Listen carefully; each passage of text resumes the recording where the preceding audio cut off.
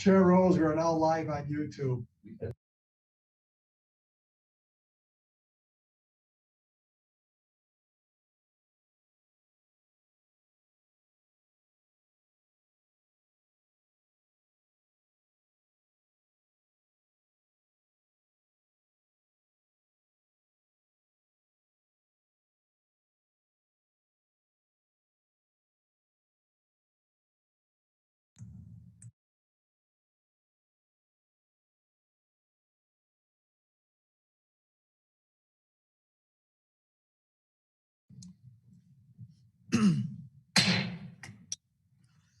Good evening, everyone.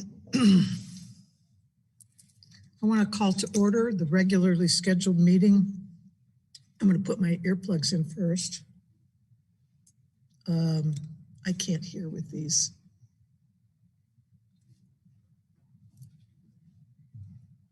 I'm not able to hear.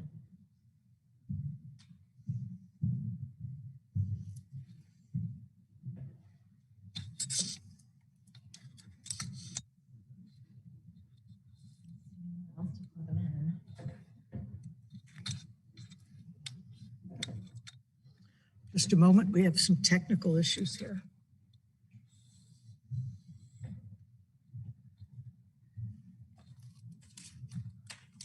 Do you have the old ones?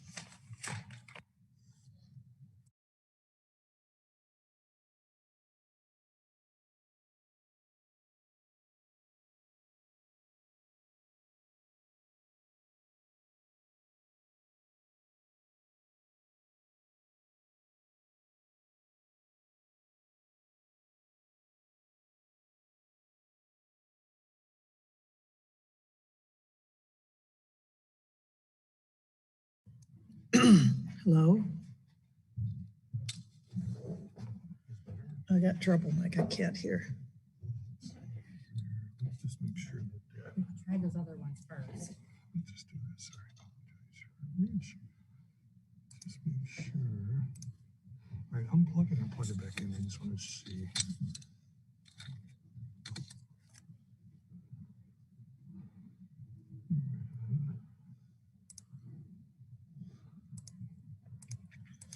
Is that too much now? Okay. Yeah, they were just turned down. That's all. Okay, there we go. Okay, try that.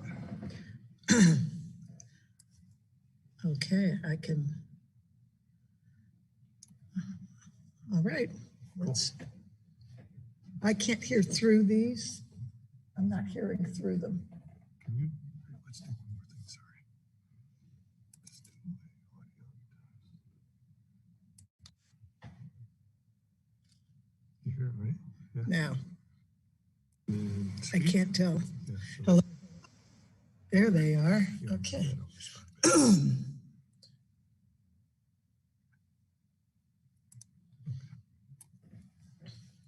Sorry about the technical difficulties. I want to call to order the regularly scheduled meeting of the, can you hear me? The Elmhurst Zoning and Planning Commission.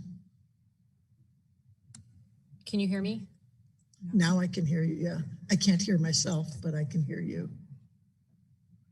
So I might as well get the old ones back, even though they're torture. Yeah, these are the only ones I have. Though. I don't have the. You want to try these maybe instead? Yep. Let's try these. Sorry. Okay. We're just out of the Apple ones.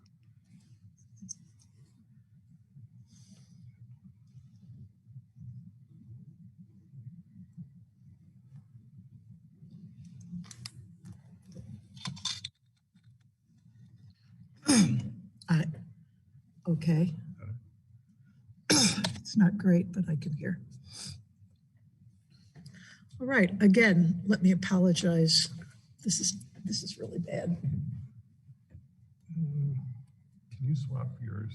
Could you mind using hers instead? Excuse me. Yeah.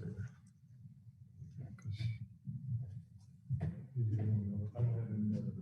Well, let's we notice those two so that we have ones that have. Oh, Mike, there's some here.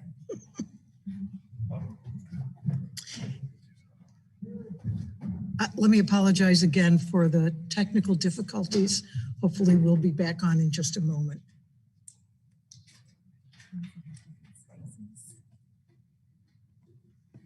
Problem is I can't hear myself.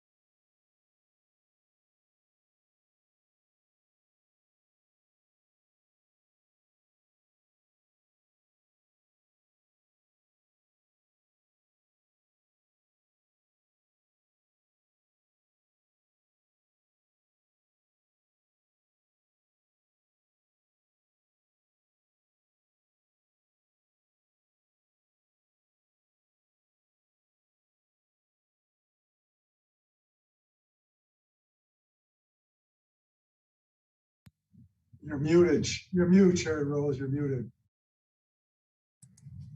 Great. So you missed my 10th apology. It's going to apologize again for technical difficulties. So it's the new world order here, having to deal with this. So I wanted to call to order the regularly scheduled meeting of the City of Elmhurst Zoning and Planning Commission. The first thing we need to do is I'm going to check to make sure everyone can hear me. So Emily Egan, can you hear me? Yes, I can. Eileen Franz, can you hear me? Yes, I can. Someone by the name of Kay Dungan, can you hear me? Yes, I can. Thank you. Great.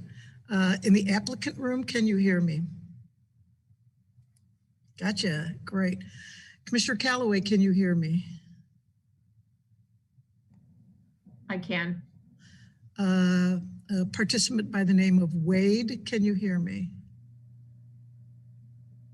You're muted. You are muted. Is that Wade Jones? Yes, Wade Jones, correct? correct. Thank you. Good, you can hear me. Commissioner Hoffman, can you hear me? Yes, I can. Commissioner McCoy, can you hear me? Yes, I can. Deborah Orth, can you hear me? Yes, I can.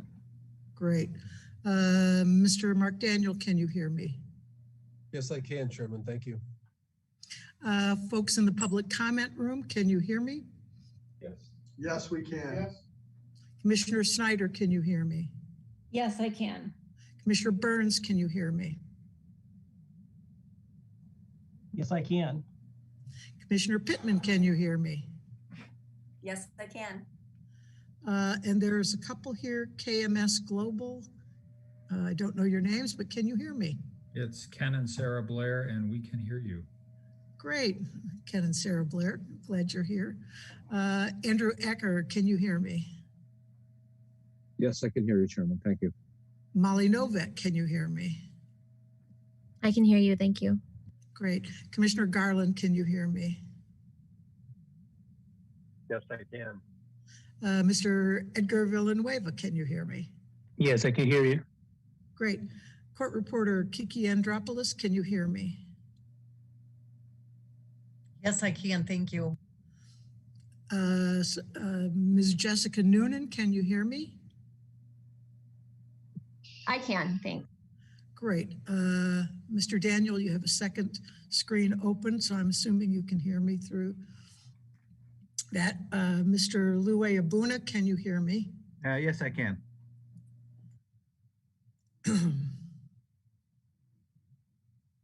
Kevin's iPad, can you hear me? Yes, I can. Thank you. Okay. Mr. Eric Johnson, can you hear me? Yes, I can. Ms. Laura Villanueva, can you hear me? Yes, I can. Thank you. Great. Jill, can you hear me? Yes, thank you. Great. Mike Novak, can you hear me? Yes, I can. Thanks. And the last one is Mr. Michael Mandu, and I don't see the rest of your last name. Can you hear me? Yes, it's Monda. Thank you. I can hear you. Okay, excellent. So I will now ask City Planner Eileen Franz to call the roll. Thank you. Commissioner Burns. Here. Commissioner Callaway. Here. Commissioner Garland. Here. Commissioner Hoffman. Here. Commissioner McCoy. Here. Commissioner Pittman. Here. Commissioner Snyder. Here. Commissioner Uditsky. Commissioner Uditsky. I believe he's absent. Chair Rose. Here. Thank you. We have a quorum. First thing I'd like to do then is to move to the second item on our agenda, which is public comment. Just to let you know, this is a general public comment. So if you wish to make a public comment about any issue of zoning, I would encourage you to make your comment now. If you want to make a comment around the case for which we're having this public hearing, I would encourage you to wait until we open that case. If you make your comment right now, your comments will not be included in the public record. So I just want to make sure that if you have something to say, we want to include it in the public record. So I say all that to say, is there anyone who wishes to make some general comments about zoning at this point? Any zoning issue?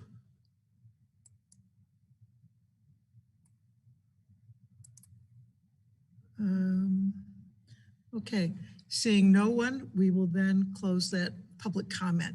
And as you know, we are conducting this meeting on Zoom. So I'm bouncing back and forth between a couple of screens. So if you have your hand up, I may not see it immediately, but trust me, I will see it. So we'll all have patience with each other on this one. The next item of business is receipt of communication. So let me ask Eileen, has there been any written communication that we have received that was not put up on board docs? Everything we received prior to the meeting has been added to board docs. Okay, thank you very much. The next item of business is the approval of minutes of the March 2nd Zoning and Planning Commission meeting. Can I have a motion to approve and a second? Commissioner Garland moves. Commissioner Snyder seconds. Are there any additions, corrections, or deletions anyone would like to make to those minutes?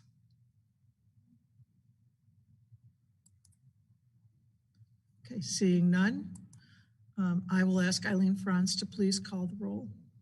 Eileen? Commissioner Garland. Yes. Commissioner Snyder. Yes. Commissioner Burns. Yes. Commissioner Callaway. Yes. Commissioner Hoffman. Yes. Commissioner McCoy. Yes. Commissioner Pittman. Yes. Chair Rose. Yes, minutes are approved. We will now return to our next item of business. I'm going to ask Eileen to just introduce where we are with this, and then we will proceed.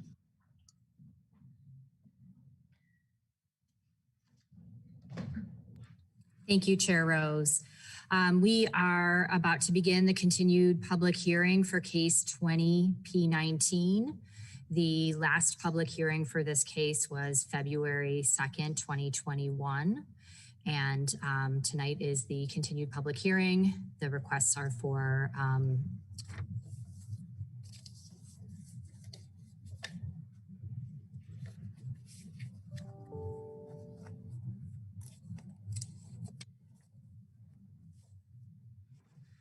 excuse me, the first public hearing was January 20th, 2021.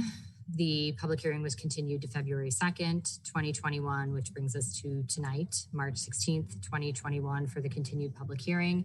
And this is the request for the Marisi family for the Roberto's, the conditional use permits for the Roberto's parking lots on Eggleston. Thank you very much. Before I ask the court reporter to swear everyone in or anyone who wishes to speak, I just want to give you some general rules. One, it looks like everybody, apparently, this is not their first Zoom meeting, so that we would ask you to please mute your microphone when you're not speaking and unmute when you are. And that preaching is for the preacher, because trust me, I will forget to unmute my microphone at the proper time. So, but I'm going to suggest to everybody to please make sure to do that. I'm now going to ask the court reporter to swear everyone in, first of all, who wishes to speak tonight on this particular case. So if you wish to speak, please raise your right hand and the court reporter will swear you in. Do you solemnly swear or affirm that all the testimony you give in this cause will be the truth, the whole truth, and nothing but the truth? I do. I do. Thank you. I do. Okay, thank you, everyone. When last we met around this case, we were really in the middle of, or we just started a PowerPoint presentation by Mr. Daniel. But before we do that, I want to ask if there is anyone here who did not speak at that point and would like to speak tonight. We had a really full, robust public hearing. The last time we met, lots of people really from all over our community met and gave testimony at that point. So before we go on, I just want to ask if there's anyone else on this call who would like to give testimony before we get back to Mr. Daniel's presentation. And I beg Mr. Daniel's cooperation in that, if that's okay with you, that we first get, is that all right with you? Okay. So is there anyone else who really from the community who would like to make give any public testimony at this point? Please raise your hand and I'll try to look through all screens to see. I see no one. Okay. All right. So let me talk a little bit about our process for those of you who were not here before, is that we had the petitioner presented their case in January. And then we had public testimony on that and we continued that. And our usual process, and let me explain, I'm going to give you the framework for how we usually conduct this public hearing of this, where it has this much public interest. The petitioner usually would give their case. We would then have comments from the public. And what we usually do would be to ask the petitioner to take note of all those comments and not respond to them one by one. When someone stands up and asks a question and respond to that. We would usually ask the petitioner to take note of that. And then when everyone in the public has spoken, to come back and respond to that. So I want to make sure you understand that the petitioner can respond, and there may be lots of questions tonight, I don't know. But the petitioner can respond either this evening if they wish, or especially if there are a number of pretty detailed and complicated questions, the petitioner could say that they wanted to give their responses in writing. And if so, we would hold the public hearing open again for that to occur. So that's one thing that's our usual thing. And I would ask both the petitioner and the public to think about that. And I think that would make a lot of sense for the petitioner to begin to think about how they wanted to respond to these questions. The public, anyone from the public or anyone who represents a group in the public can certainly ask questions of witnesses for the applicant after the PowerPoint hearing. And I'm going to ask Mr. Daniel a little bit about that. It's been our general, it's really been our general practice that questions really that are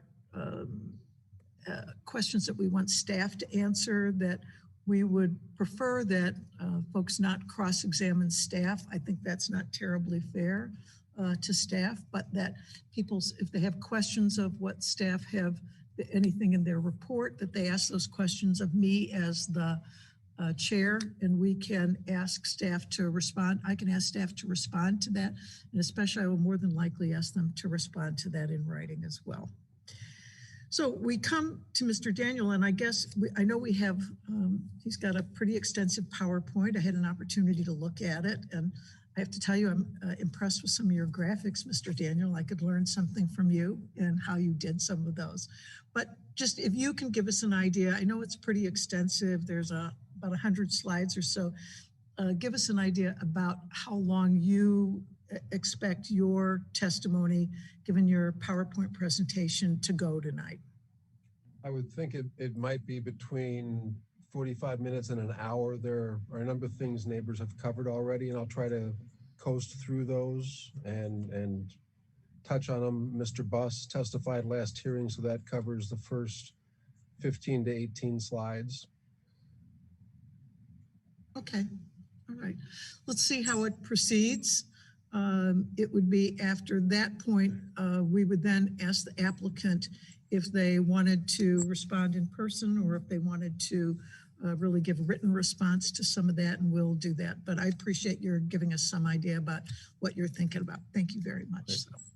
Okay, so I will ask Mr. Daniel then to continue on with his PowerPoint presentation. Eileen, are we going to share the screen? Yes, Emily is going to give Mr. Daniel co-host privileges. So the second screen that says no audio in parentheses would be the one to share if you can. All right, we'll get that up. Mr. Daniel, go ahead and try that now. Great. Okay, Mr. Daniel, you have the floor. Good evening again, Chair Rose, thank you. It's been a while since I've appeared before the Planning and Zoning Commission, and I want to thank you for your time, and note in this particular instance, you've got a number of neighbors that have done their homework. There's been a lot of testimony provided by neighbors related to the impact of this project, related to traffic concerns that they have, related to flooding. I will do my best not to repeat that. Some of these slides may overlap that testimony. I'll breeze through those to the extent that I can. One of the things that I make a practice of is letting folks on the commission that may not know me, as well as others. I am an attorney that practices land use law. I've practiced zoning and land development, primarily working for developers since 1994, starting in Cincinnati, then moving to the west suburbs in about 96. I have participated at the trial level, the appellate level, and at the federal court level in these matters, and I've participated in hundreds of zoning hearings. In this particular instance, I also note that I live at 125 Harbor Terrace in Elmhurst, block north of St. Charles, block west of York. I've been a resident of Elmhurst for 20 years. And for the larger part of that 20 years, I can tell you I've spent more money at Roberto's than I care to admit. You know, I think it's an important resource in the neighborhood. I think you've heard from neighbors that it's a nice amenity to have in the neighborhood, but this project is just too much and should not be recommended by the commission. In this regard, I will note that Mr. Buss testified regarding flooding in the area. This is a site-specific floodplain issue that we're dealing with here. I believe both sides seem to concur in that. Under the county stormwater ordinance, I'm not sure how there can be a disagreement. I would note that we've got an interesting situation in that Chris Burke represents the city and has presented plans to solve some flooding in the area. This is the slide from the study that Mr. Buss testified concerning with regard to the 2018 inundation and flooding and the 100-year inundation areas south and southeast of York, along Eggleston, east and west of Spring, and north and south of Eggleston along Spring. There were some recommendations by Chris Burke, and part of this project involves the potential investment of $6 million. Now, there's a policy issue behind that that the city council has to deal with. That's a budgeting issue, it's a fiscal issue, but from an impact perspective, it certainly ties to the standards under 22.6 H, I believe it is, in reviewing a conditional use in the city of Elmhurst. And Mr. Buss's testimony supports the conclusion that it does not meet the standards in as much as stormwater impact is concerned. And coincidentally, we've got Spaceco, which is an entity that is tied to Chris Burke. So there's some relatedness there. The impact that we see can be viewed as visual. You're taking a lot that is substantially impervious and converting it to one that is substantially pervious. This is the north lot on the north side of Eggleston. You can see on the left the proposal and on the right the existing conditions. This stuff has already been reviewed by you when you take a look at these plans to the effect that you're looking at the south parking lot area. You can see that there's a substantial change afoot there as well. The elevation of the southernmost extension of the parking lot is going to change quite a bit. Currently there is a mound there. It is essentially covering construction debris and waste from the prior operations on site where the townhomes are located. And so that I'm clear with all of you, I want to let you know that, again, I'm representing Karen, Otis, and Catherine, the owners of houses to the east and northeast of the project, and a group called Elmhurst Neighbors United that have formed to try to have me present their interests in this matter collectively as neighbors. I do not specifically represent the Townhome Association that you're going to hear some about tonight when we go through these slides. You all know where the townhomes are situated. In considering any conditional use, one of the things that you look at is the trend of development. This isn't necessarily rocket science. I think if you were to go back through the aerial photographs, historically, you will see that there's been a hard red line drawn on the east side of the alley that existed as it extends down from Maida and the car wash south to the northwest corner of the existing Roberto's building. From this, well, not all the way to the northwest corner of the Roberto's building, but nearly all the way. That alley has been a hard line since 1956 and prior to that. The commercial development, to the extent that it has occurred in this area, has all been to the north. All right, you've got Silverado, you've got since 1956 the addition of the car wash and Maida Motors. You also have north of there the daycare, and then since 1956 on the west side of Spring Road north of the tracks, you obviously have the York High School expansion. East of that red line, the only change has been to move from non-residential use to residential use. From open space to residential use further east along the tracks. There was a railroad previously that was abandoned and is now an important recreational area for the city of Elmhurst with the gazebo and the prairie path and everything else. In this instance, I will note that some analysis of zoning compliance is important when you're evaluating these standards. If the setbacks of the parking lots do not comply, there should be no positive recommendation. Under the ordinance, you take the average of the setbacks. You exclude certain properties, such as the ones that are the subject of the application. you exclude certain properties that meet the existing setbacks. And on the east end of this slide here, I'm excluding the setback to the apartments because it's not a setback from Eggleston. As far as we're concerned, we're dealing with the setbacks for the townhomes and the 2 homes west of it, as well as the 4 homes on the north side of Eggleston. With the averaging of the setbacks, you can see in essence that the north parking lot needs to have a much deeper setback. The south parking lot needs to have a setback that is 3 feet deeper than proposed at a minimum.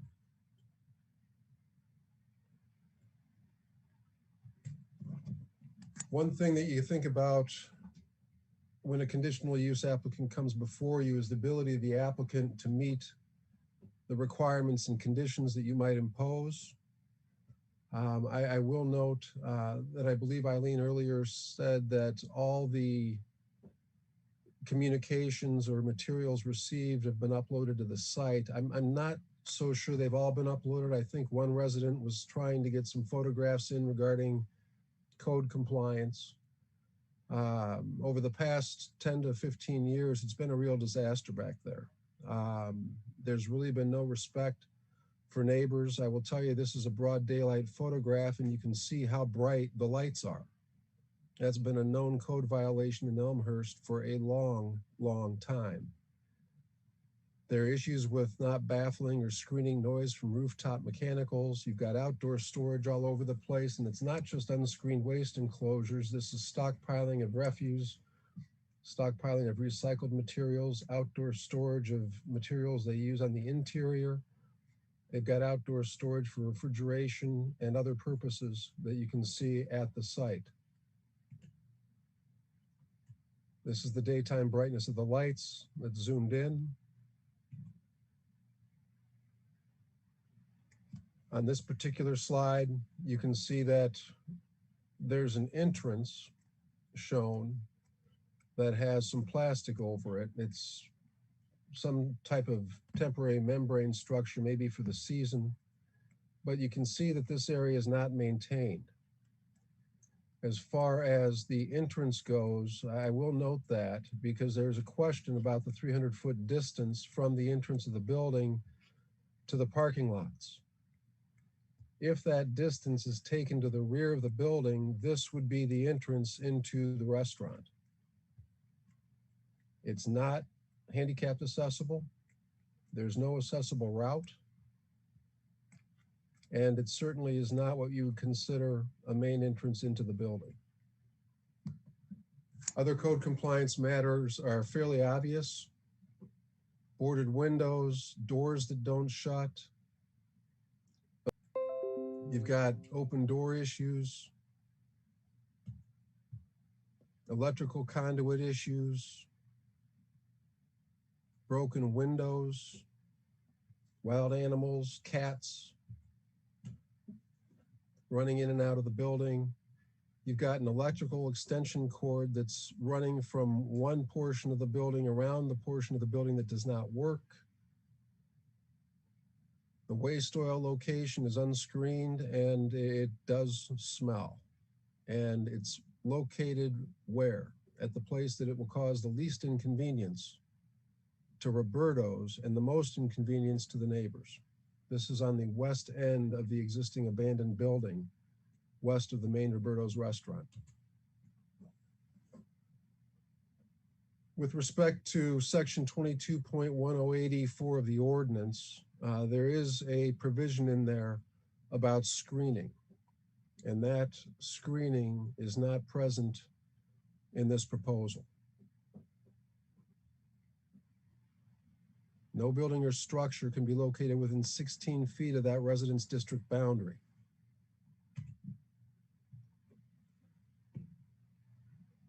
This slide shows where the transitional line would be for the north parking lot.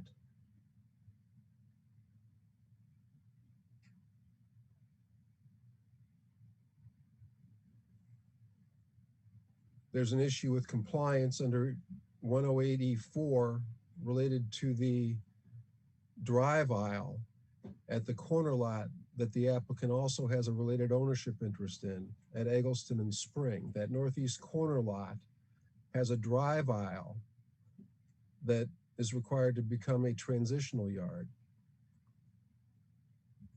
On the south side of the property, the zoning district line occurs on the west side of the alley. And then it wraps around to the east a bit and then directly south. Obviously, in this instance, there is no transitional yard whatsoever. You can see on the east side of the south parking lot, that 16-foot rule is a problem at several locations. If you were to apply this 22.108E4 rule to the conditional use and say, because it is a commercial use, even though it's in a residential district, that use ought to have a 16-foot buffer. If it's going to be a commercial parking lot, it ought to be treated as a commercial use and have that 16-foot buffer. There's a lot that cannot be done under 22.108E4. You lose spaces, you lose drive aisle width.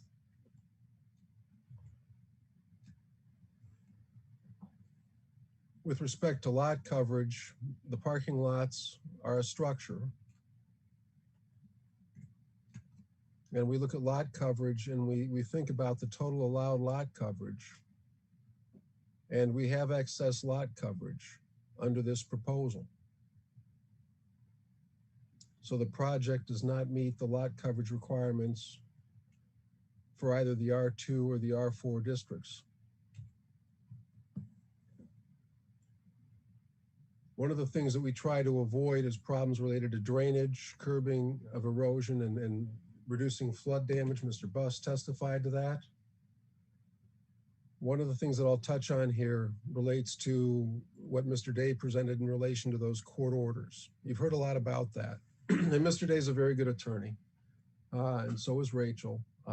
In every conditional use hearing or special use hearing where I represent an applicant, I always cite back to living word.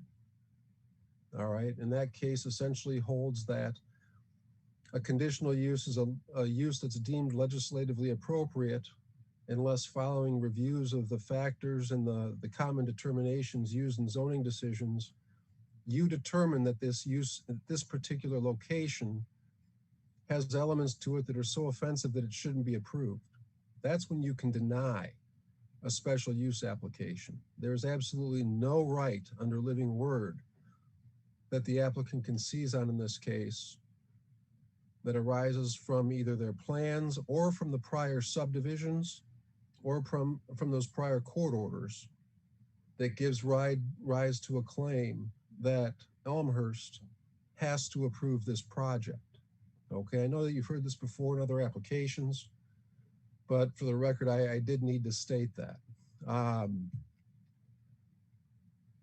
In this particular instance, you've got some historic subdivisions that we're dealing with from 1911 to 1926. These subdivisions, the subdivision of Argyle's Addition in 1925, the Argyle Addition in 1911, and Sterrett's subdivision all combined to create the lots that exist today over time, the alley that's at issue, as well as the lots to the east of the alley that we're dealing with. You've got some historic subdivisions that we're dealing with from 1911. Hoffman's subdivision from 1924 was a 5-lot subdivision. In this instance, you can see lot 2 is the parking lot. The southernmost extension of the south parking lot was part of lot 5 in Hoffman's subdivision. You can see the railroad is shown there. That has been abandoned since then. Lot 5 was landlocked to the extent that the southernmost portion of the south parking lot was concerned. Lot 5 was intertwined from a planning perspective with the townhomes. Okay, in this particular instance, the townhomes may have a private interest in enforcing any rights that arise in relation to that lot 5, but from a planning and governance perspective, given the court orders, and as a result of planning and zoning in the area for 60 years, you should consider that lot 5 was always to be considered part of a unitary or unified development that included the lots to the north. Okay, and those lots were intended and zoned for residential purposes, not commercial.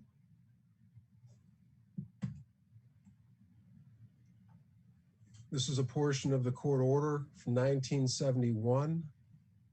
It's an agreed judgment order. It does refer to lot 5.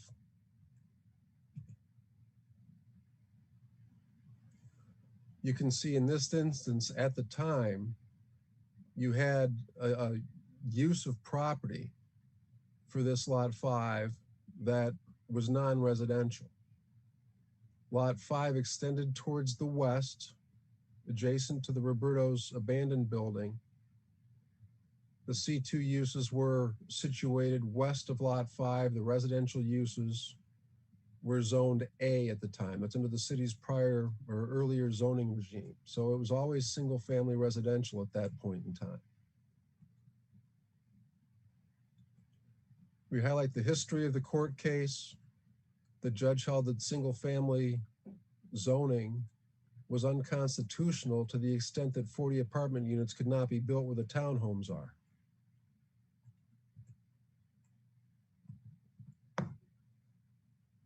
The 1971 order, as Mr. Day noted, states that no structure can be erected on lot 4 in Hoffman's subdivision, west of the east line of lot 4 until the property and lots 2, 3, and 4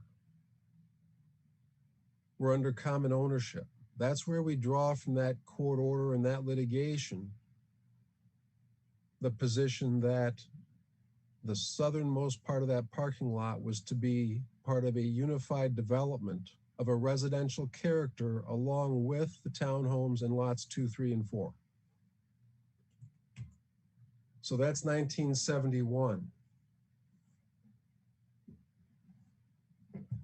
They didn't pursue development under the 1971 order, so in 1990, there was an effort to amend the court order.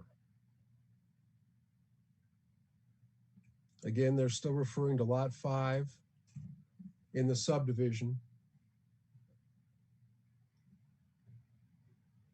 No structure except for surfacing could be erected west of the east line of lot 4 until that lot 2 and 3 were under common ownership. The front yard requirement reduction to 10 feet did not apply to the area along Eggleston.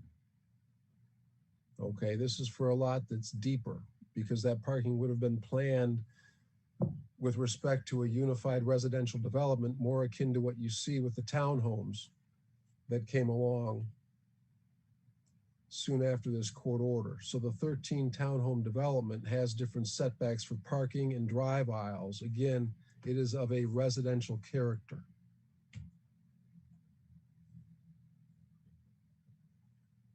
In this particular slide, you can see how the judge issued the rulings, and you've got to pay attention, I suppose, to the circumstance that these rulings related to residential development.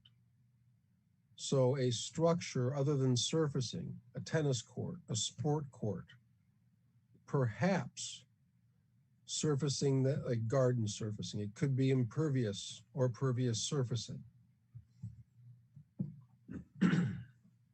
You've got an issue where one example of surfacing lies in the mound. They covered construction debris in that mound in the southernmost extension of the parking lot. So that we're clear that mound is about where the hand. Right now, I'm not sure if you can see that actually. I don't see it popping up on my screen, but yeah, there it is. Yes, All we right. can see it. All right, and we're familiar with that mound. There's been some discussion of it with regard to the concerns over asbestos.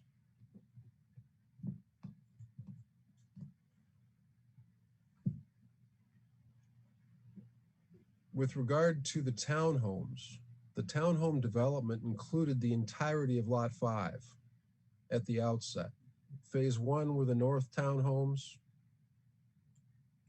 and you can see that gradually the lot coverage and the percentages change here. The initial condominium parcel was phase 1 at the north side of Lot 5. The development area was all of Lot 5.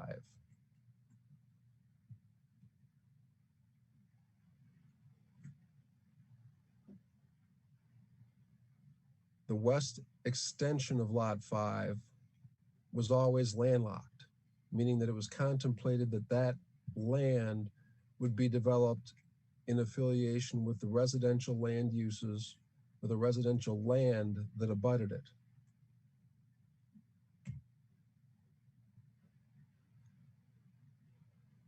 So you've got phase 2 in roughly the southeasterly half of the development area.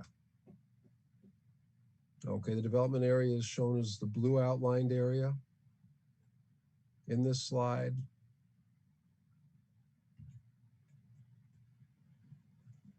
And eventually there's a supplemental declaration that relates to phase 1 of the development and phase 2. And over time, what happens to the association and those townhomes is that the developer ends up annexing phase 2 into the association. That was this prior slide. So phase 1 is initially developed, phase 2 is brought in.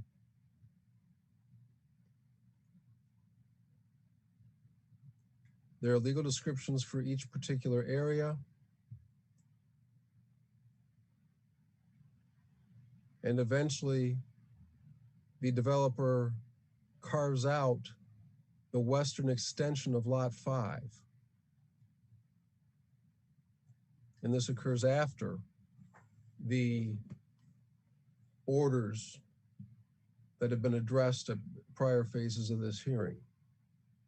The utility easements remain. You can see the building coverages have increased, obviously, because the land area for the condominium parcel that existed previously, the blue line, has now shrunk to what the 1990 line was. That 1990 line is a lot smaller and it excludes that west extension.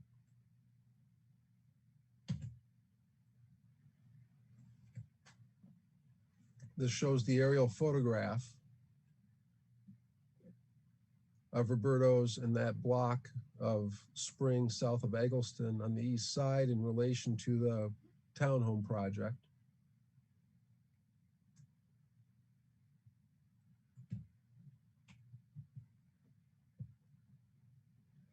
In this particular instance, you can see that this parcel remains landlocked. Note the relationship of the south extension of the parking lot that's proposed, or the west extension of Lot 5 of Hoffman's.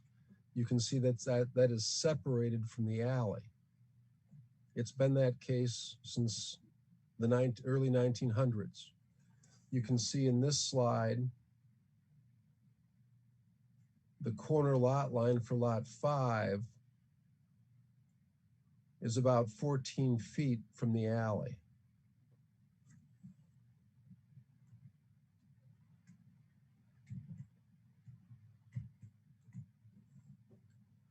We provide you with a summary slide here, so you can check back to that if you would like. There is certainly a question about whether or not there was independent ability to convey the west extension of Lot 5 under these circumstances. At this point, obviously, I don't think any of us were around giving legal advice or reviewing that project. Some of us may have known about it at the time. But Wild Meadows Trace has an interest that it might look into in relation to that Lot 5. Under 22.46B, There's a provision that says that lots will not be sold unless all lots resulting from that sale comply with the ordinance. I noted this last hearing. I would be interested to see what folks on the applicant's side say about the Marucci family's corner lot at the northeast corner of Spring and Eggleston. When it comes to that corner, to the extent that part of that land is being carved off and transferred to allow for the north parking lot, there's a bit of an issue. That lot is becoming less conforming than it was previously, and that lot is a non-conforming lot. With respect to the use lists under 22.81A and B, it's important to pay attention to how the use lists are worded. It's not clear that there's a relevant conditional use authorized for this particular property and this particular use. A parking lot in this location in either the R2 or the R4 district is not set forth as a listed conditional use under the district regulations. Meanwhile, yard reductions by conditional use are listed.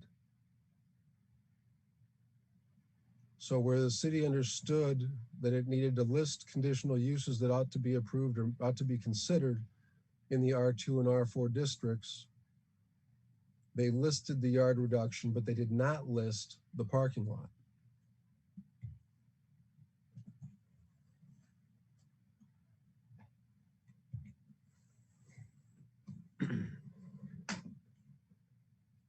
In Elmhurst, there's no similar parcel. I think you've heard that from Otis Dungan in his testimony. I think you've heard it from one of the other residents.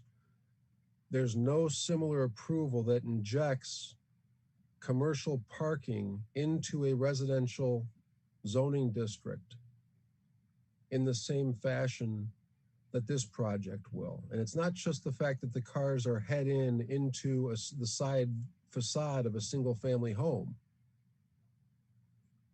It's that you don't have this kind of extension anywhere. And if you can imagine, the Dungans will be surrounded on two sides by these parking lots. The townhomes, which previously had that west extension of Lot 5 as a buffer, as land to be developed in conjunction with a residential use that was connected to the townhomes in lots 2 and 3,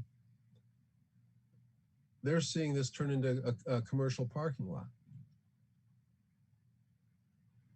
But the key point to think about here is that in your execution and carrying out of your review duties, you've got to think about, if you approve it here to this extent, what does that mean for other areas surrounding this zoning district, other areas surrounding other commercial zoning districts?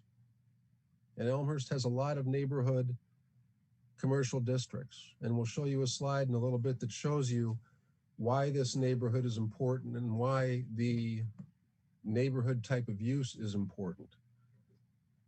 Folks have litigated over this 300-foot rule that we're dealing with. Parking under the ordinance should be within 300 feet.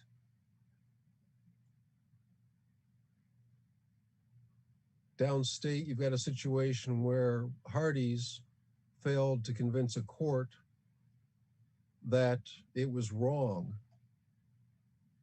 to deny a conditional use to convert a parcel across the street from the Hardee's to allow Hardee's parking. So you've got judicial opinions that already support a review of the zoning ordinance and determinations that remote parking of this type should not be approved, and that review backs up the denial. So I get back to that living word argument that was made previously, that there's no legislative determination that this should be approved.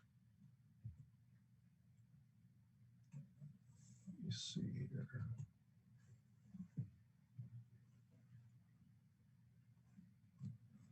In this particular instance, if you are going to imply that a conditional use is authorized in the R2 and the R4 district, you've got to think about the language of the ordinance. Again, this is not a listed use, but if you're going to say, even though it's not listed, maybe we intended to have it listed, section 22.242A3A kicks in.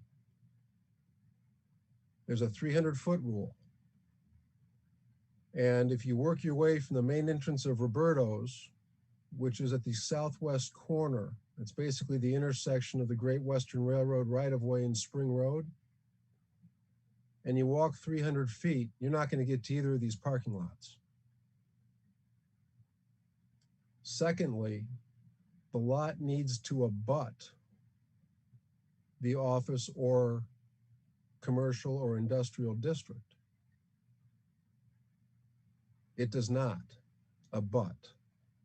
The parking lot actually will be separated by the alley. Obviously, the north parking lot does not abut the Roberto's use on the north side of Eggleston. But even on the south side, you still have the alley separation, and the district boundary runs on the west side of the alley.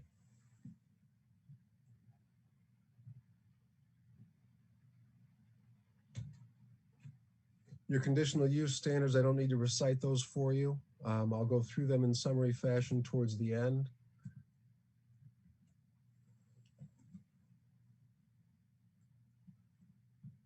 I would like to point out Otis's testimony earlier concerning EAV.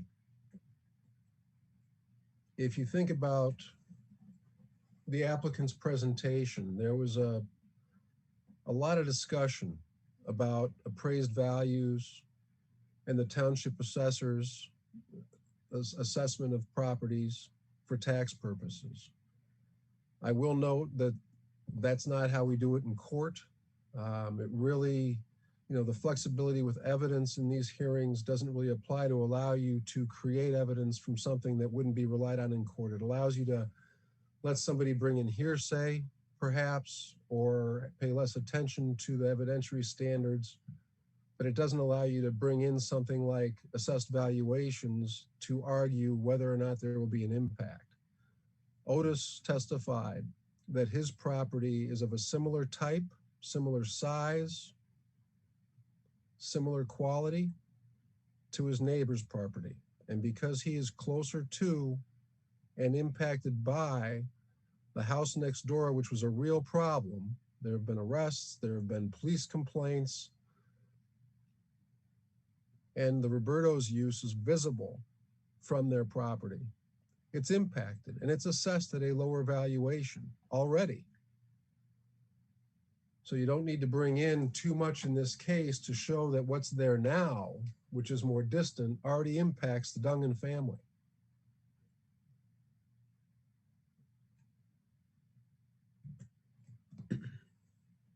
You've got the total EAVs here. And again, this is a question of, if you're going to consider it, let's look at it all together. There's a lot of single family residential EAV in this neighborhood.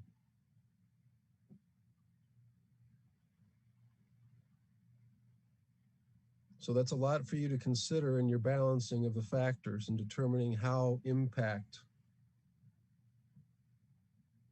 is assessed. No pun intended. One thing that I'll note that a lot of the neighbors took offense to, and this doesn't matter if you're going up Argyle or in the townhomes or on the east or west side of Spring Road along Eggleston. Some folks have argued that the properties are already impacted. They chose to live there. Some people have suggested that they moved to this area and they should have known that this was coming. It was a commercial area to begin with. Remember that hard red line. Any expansion of the commercial has been to the north. Any new commercial development has occurred along Spring Road. In this particular instance, Eggleston from Spring heading east is part of a large residential district in town. It extends across the railroad. That is an important route for people that live in that area. Those folks that are on Argyle and on Eggleston running east are impacted by what appears at this particular intersection. And it is of a residential quality right now. It is residential in character, whether it's townhomes or single family. The apartments are tucked away behind the townhomes. Many people don't even know they're there. But the reality is it is a residential area and it is part of a large residential area. It's not an island. And how your neighborhood is viewed is often characterized by the entrance to the neighborhood, be it from St. Charles or from Spring. And this is a noticeable change that will change the character of this street.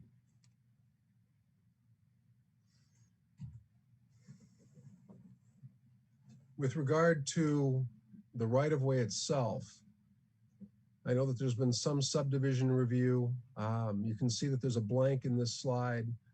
I take a lot of my measurements off the county GIS, and the plats of subdivision tend to confirm that Eggleston is a narrow right-of-way under city standards for the character of traffic that it handles. There are a lot of issues with access in this particular instance. You cannot park on Eggleston due to its width. Fire access is an issue when Eggleston becomes obstructed. That's why there's no parking. But fire access is also an issue when there's a train, when there's a York football or basketball game, or some large event at York. Spring Road is quite busy, even after theater or orchestra performances end. After 3 o'clock any given day, it's busy. Night events, York Road or Spring Road is busy because of York High School. The parking in the parking lot for accessible needs is insufficient. Okay, not only is it over 300 feet away, but once you finally get to Roberto's, the entrance is inaccessible. That ties to one thing that I'll comment on at the end of this, is that Roberto's should really be thinking about doing more here. And it needs to do a lot more than just add parking under its theory that's been presented to you. That entrance is not accessible, front or back. Mr. Buss commented on drainage. The southerly parking lot area doesn't have an adequate turnaround area. The central lot relies primarily on a public alley as a drive aisle. This is not proper planning. That alley is a public asset. It benefits not just Roberto's, but they will become the dominating force in that alley.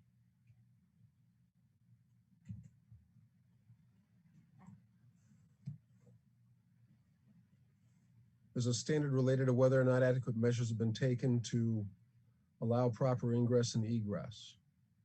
Again, this ties to Mr. Abuna and KLOA. Again, I've relied on Mr. Abuna in prior cases. It doesn't mean that his testimony in this case is accurate. There is a lot going on with left turns from Eggleston on to southbound Spring Road all day long. I drove there today twice, and while I was waiting at the intersection of Spring and St. Charles to turn left, I had 6 different cars on these 2 occasions, combined 6 cars, take a left turn to go down Argyle. Guess where I saw them next?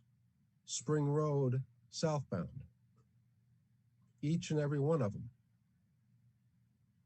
So I suppose the traffic analysis and the destination or origination study, for neighbors, it's common sense. For the neighbors, they know what happens. People use the 2 streets east of Spring to cut south anytime there's a lunch break and a backup on St. Charles, anytime that there is an event at York.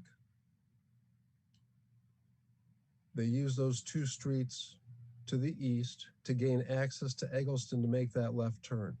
And right now you're bringing in 2 parking lots worth of vehicles to cross that same traffic. I mentioned a little bit of all this already, but it falls into the standard that I presented there. The city's comprehensive plan has never identified the use of these properties for commercial purposes. Not once. There's been no change in the block since the 2009 plan.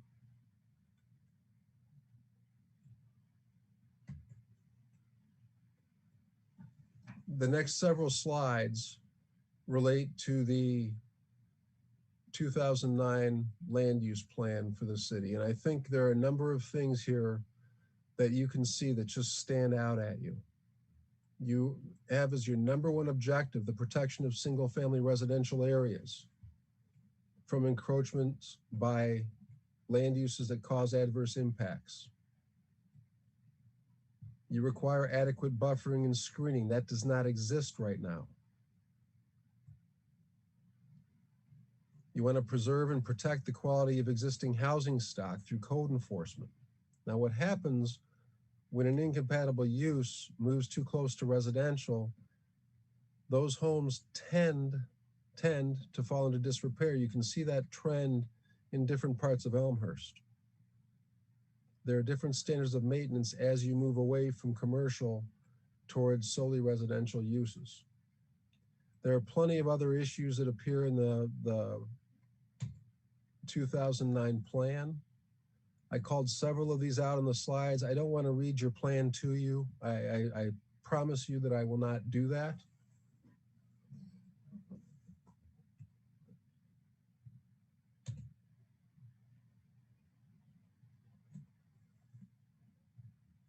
I think one of the things that I would point out is this area of Spring Road and Eggleston is one that the city studied. It's been before you. You've got questions about what might happen with redevelopment. There's a lot of talk about building up along Spring Road, bringing in some residential above commercial, considering whether to allow indoor or, what type of parking with respect to a mixed use project. And you talk about mixed use nodes. But I think one of the things you think about in this instance is on the northeast corner of Spring and Eggleston, you've got a zoning lot. If you go back to the 1956 slide that we had, you'd see that building, which is owned through a related company by the same applicant here, that building was there. That lot is a potential redevelopment site, and it is losing its development potential because of this project. And that is a corner lot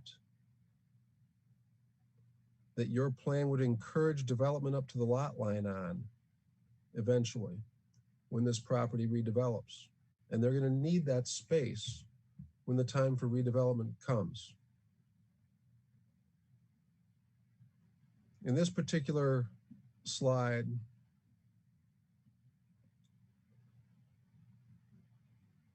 there's been a lot of discussion about parking. Okay, I know that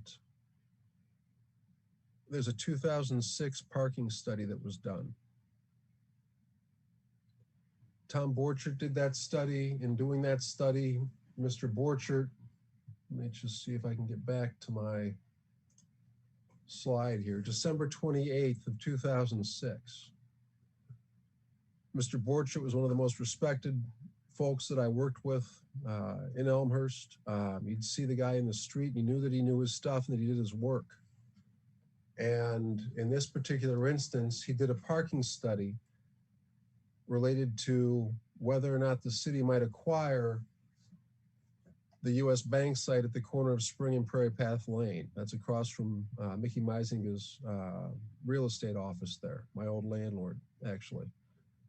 He found that there was more than adequate parking in that district. Since that study, there's been no change that implicates parking to the extent that a shortfall might be an issue. All right, if you work your way up and down Spring Road, okay, in this particular slide, the north side of Spring Road is to the right and the south side is to the left. You can see the funeral home, Paul Lanfear's building at the south end of the business district at Villette. And as you work your way up this slide, the purple properties that I've highlighted here are the ones that are owned or controlled by the applicant or an entity related to the applicant. You can see that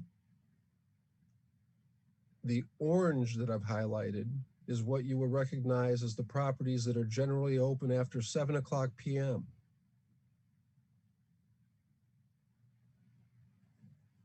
All right, you got Spring Inn as the southernmost, the 7-Eleven. They have sufficient parking for their use at 7-Eleven. You've got another bar and restaurant right here. It's changed hands. They've done a great job remodeling. They weren't discouraged by a lack of parking in the neighborhood. You've got Silverado, and I hesitated on Silverado, but Silverado, I've got orange. They are open after 7 o'clock. Their business tails off after a certain period of time. And I note in red, the York High School, the portion of the York High School athletic facility, just to remind us that there is an intense traffic generator at that north end.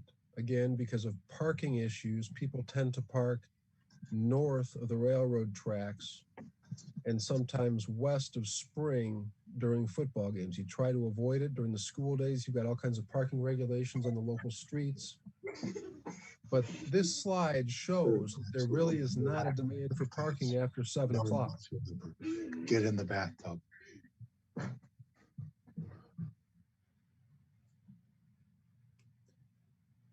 Where the Marici family acquired some land, they also have more than adequate parking for the breakfast stop that many of us make in the mornings, or maybe we'll go get ice cream in the afternoon. They've got more than adequate parking for that use between Spring Inn and their property at the corner of Montrose and Spring. The parking lot that was the study, or the proposal that was the subject of the study that Mr. Bortchert did, is shown at Prairie Path and Spring right here. All right, again, 2006, more than adequate parking. The city wasn't in such a demand that it ought to acquire the US Bank lot to create a parking lot. And today there are very few businesses, and traditionally there are very few businesses situated along, let me see here, along Spring Road after 7 p.m. It's a neighborhood commercial district. All right, let me get back to the full screen here.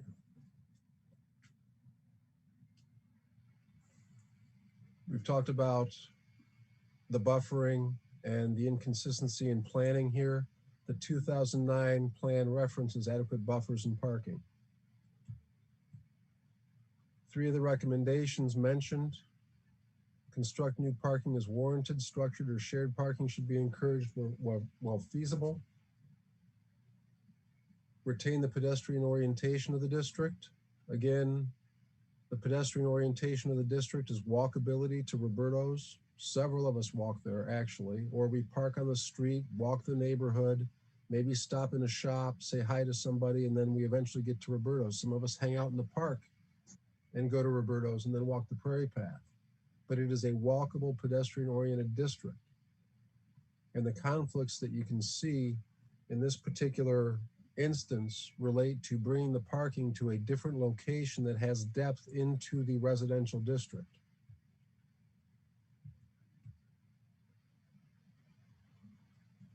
Curb cuts and driveways should be aligned. They're not aligned in this particular instance the way that they should be. You want to minimize non-local traffic and commercial traffic through single-family residential neighborhoods. You'll note that the parking lot on the west side of Spring, behind the commercial strip north of the Prairie Path, south of Eggleston, that parking lot is not interconnected and does not require someone to enter the residential neighborhood to access that parking lot. In this instance, the approval of the parking lot would require somebody that is a non-local driver or that is of commercial nature and traffic to enter the residential neighborhood. They can turn any direction from either of these parking lots. That's not managing your traffic growth in the streets that are caused by this. Understandably, they already have about 150 cars within that block because of the apartments, the homes, and the townhomes. But you're adding the continual daytime rotation of these parking lots, full and empty all day long and into the evening.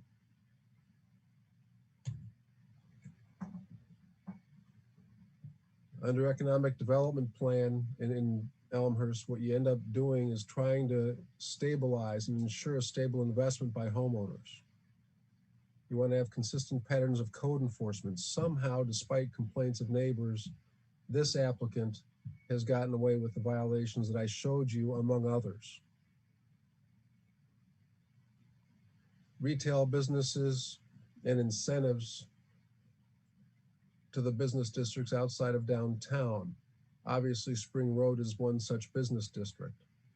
Okay, but if you're going to target business incentives, it's not in the form of a land use grant because it conflicts with so many other prior 2009 planning objectives.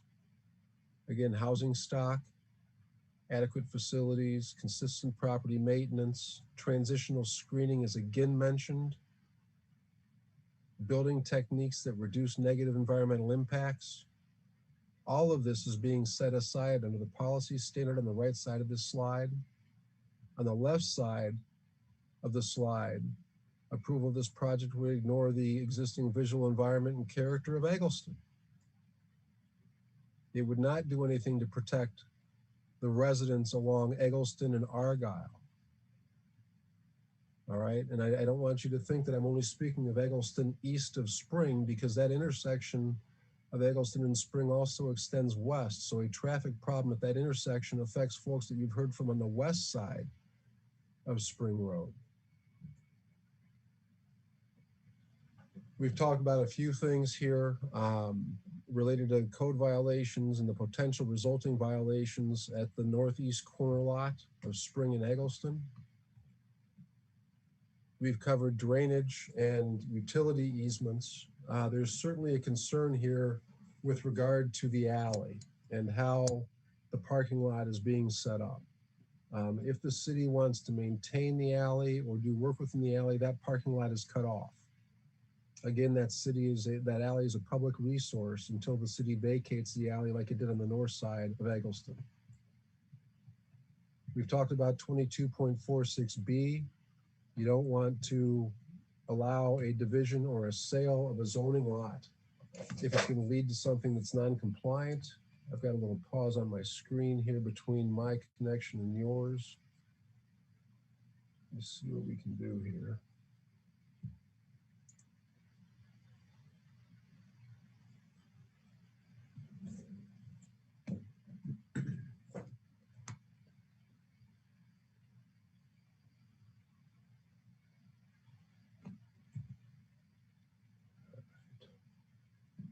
So if you take a look at the 7 conditions or the 7 elements that you think about, we've covered 7 of them throughout that testimony. I'd really like you to think about the testimony from the residents to the extent that they've discussed impacts on value, to the extent that they've discussed concerns about a banquet facility. There have been discussions of a banquet facility at Roberto's, and some may say that that is not the subject of this application. It's possible that some could say that, but There's not a need for parking under the 2006 Roberto's operations. Their operations haven't changed since 2006. The area north of the railroad right-of-way that was vacated, that's now the Prairie Path, hasn't changed to the extent that Roberto's is suffering a loss of parking. And things should be sufficient there. What they do with that west extension, or the east extension of their building, the one that we showed the code violations on, is really something that they can determine for themselves. They can convert that to some additional parking if they needed to, but there's no reason to disrupt the planning in the area related to the residential trend of development since 1956 under each of your zoning regimes, whether it was the A zoning or the R2 or the R4 zoning, or under those court orders from 71 and 1990. So the residents would ask that you consider the abrupt nature of this change, that you consider each of those 7 elements, and in doing so, advance a recommendation that the City Council not approve the conditional use for the parking in this area. We don't believe that it is a listed conditional use.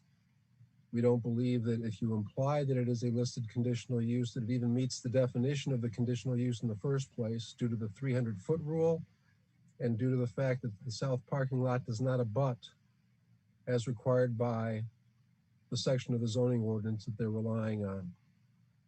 I would be happy to answer questions. I know that I've gone on for a while. It's a long slideshow, I suppose.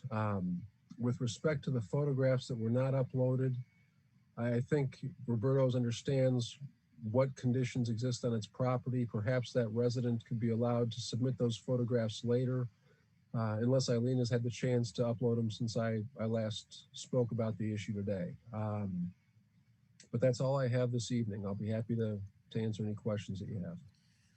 Thank you very much. Let me first ask Eileen about the pictures. So we did not receive any photographs today. At the end of the public hearing on February 2nd, one of the neighbors sent some photos during the hearing, and he told me he would resend them to me.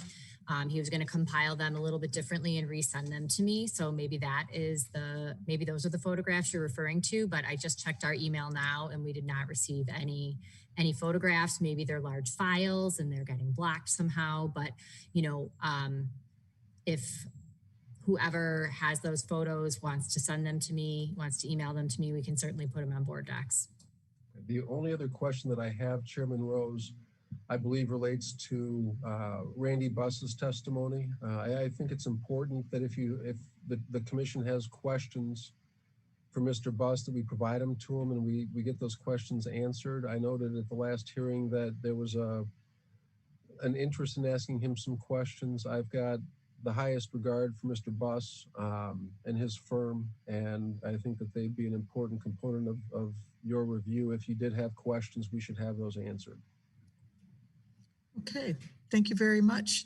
I will ask commissioners, because that's kind of our next step, about questions they may have.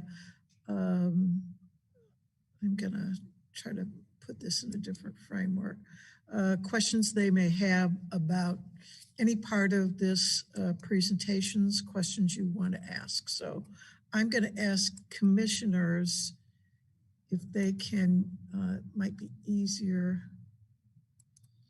if they can use the, just raise your hand or use the hand function in the Zoom project. So does anyone have questions, just clarifying questions first, or any other questions about any aspect of this presentation that we'd like to ask? Commissioner Snyder first. Thank you, Chair Rose. Yes, so Mr. Daniel, I'd like to circle back and touch upon the 300-foot rule, because when we heard from Roberto's representation about that, the line that was drawn is that it was, it was not 300 feet to the front entrance, that the way the ordinance is written, it's just 300 feet to the property itself. So it sounds like what you were talking about is that it's the ability to walk 300 feet to the entrance. So maybe you can just clarify that a little bit. And then also the issue of the adjacent to and abutting. So my impression from the Roberto's presentation is that on the north lot, it is adjacent to and abutting a commercial property. It's just not the commercial property the lot is intended to serve. So is that a distinction that is important or not? And then the portion of lot 5, there is a small portion on the south side that is in fact adjacent to and abutting the Roberto's property. So in your presentation, you really just sort of focused on the portion of the parking lot that's along the alley and didn't really address the portion of lot 5 that is adjacent to and abutting Roberto. So can you comment on those things, please? Yeah, no, you have a couple things to think about here. The adjacent to and abutting question arises under 242A3A, and the lot that we're dealing with is across the alley from the zoning district for its largest stretch, and that is to the north. You are correct that it abuts, I can't deny that, obviously. It abuts at the very south end. With respect to the 300-foot rule, generally the 300-foot distance is measured to the use. It doesn't say property.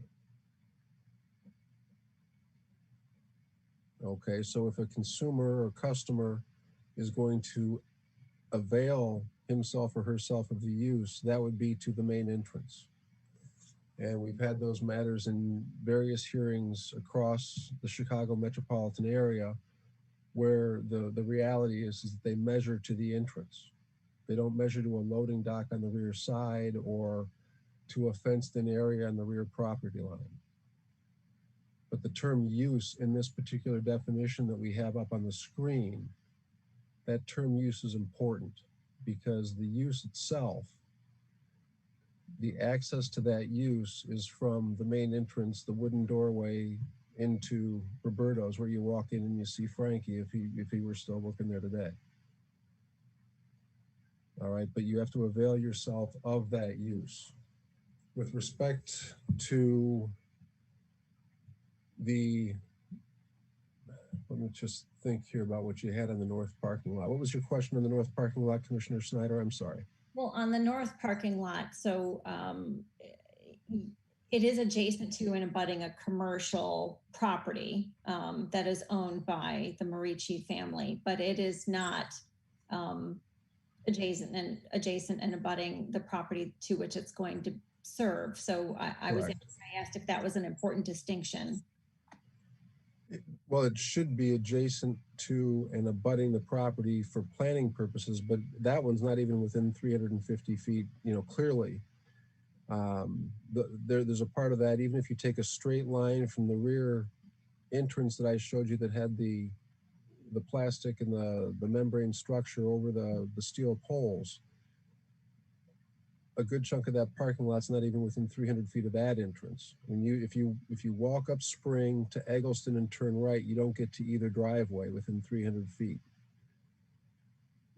So that's the issue with that particular parking lot as far as the definition is concerned. The abutting issue arises in relation to the south parking lot, the bulk of which does not abut the zoning district. So does the bulk of the lot in question need to meet that 300-foot distance, or just the property line? It's because it sounds like what you're saying is that the bulk of the property being developed for parking needs to be within the 300 feet. Is that correct? The bulk of the parking lot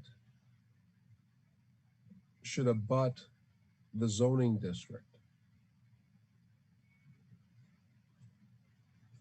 Okay, all of the parking spaces by ordinance need to be within 300 feet. The ones that are excluded or beyond 300 feet should not be approved by definition. That's too far into the residential district. Okay, thank you. I think you've clarified that for me. Thank you. That's all I have for now. Other questions from commissioners at this point?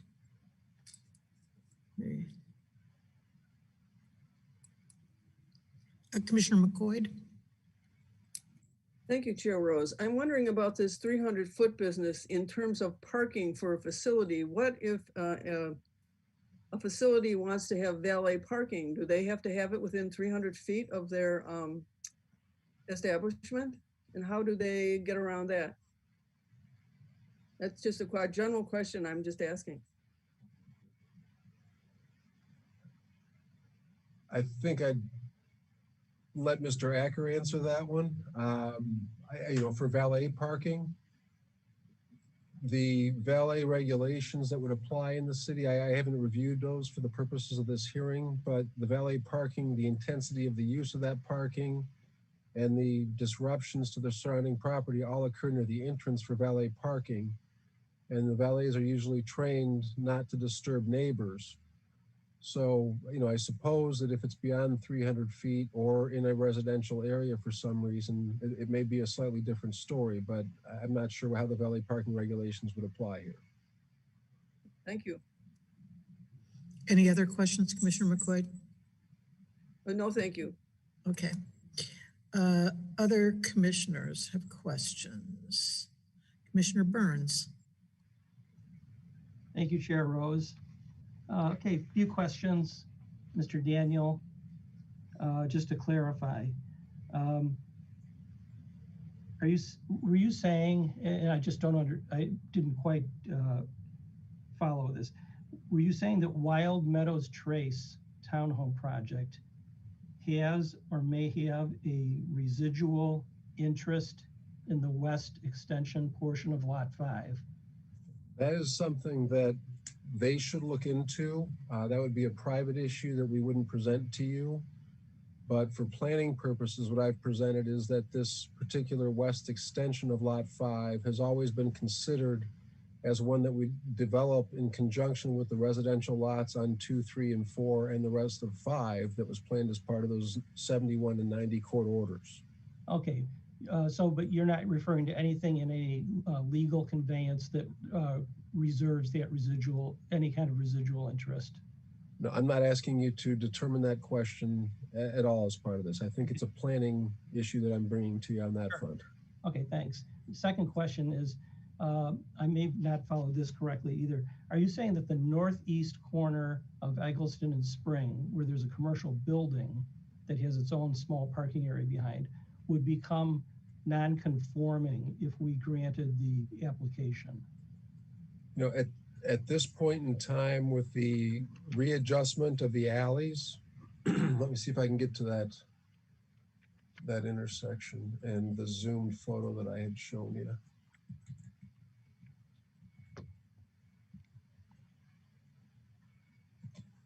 So there's a slide, and this is based on their plan, but if you go back to the 16-foot transitional yard slide that I had, you can see part of their plan. They are rearranging their parking spaces. They've got parking spaces that are situated towards the northwest corner of the the northeast corner of the property. And they are losing drive aisle space because of the realignment or the relocation of the lot line available to that corner property. So the use of the property is essentially being reduced.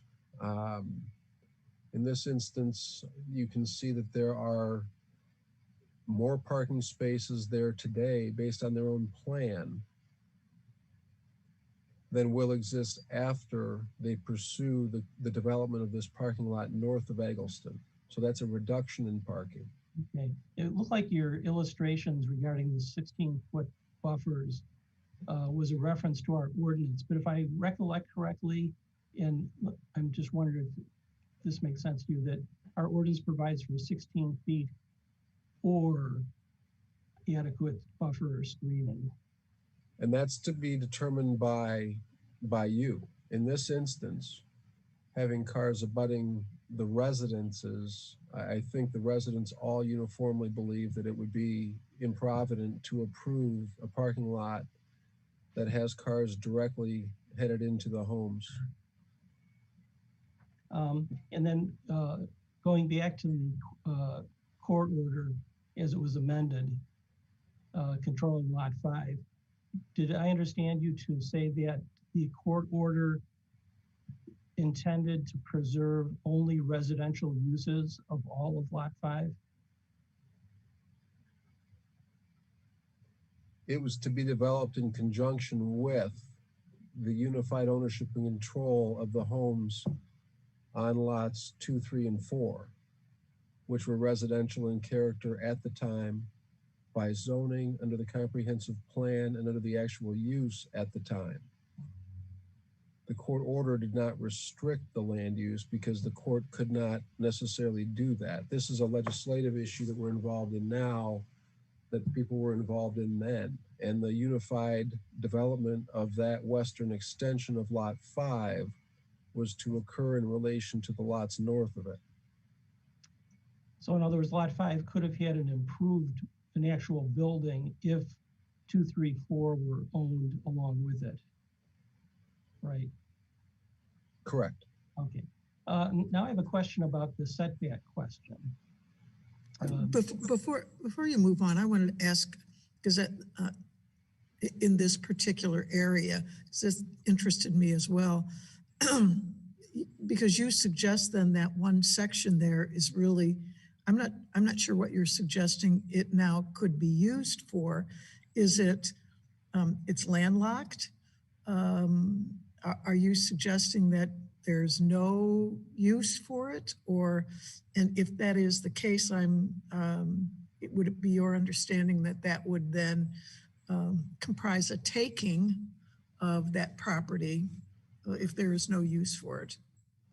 And as to whether or not there's a taking, there's not a takings argument here, because the individual that acquired the property acquired it knowing of the application of the regulations and the court order that bound that property.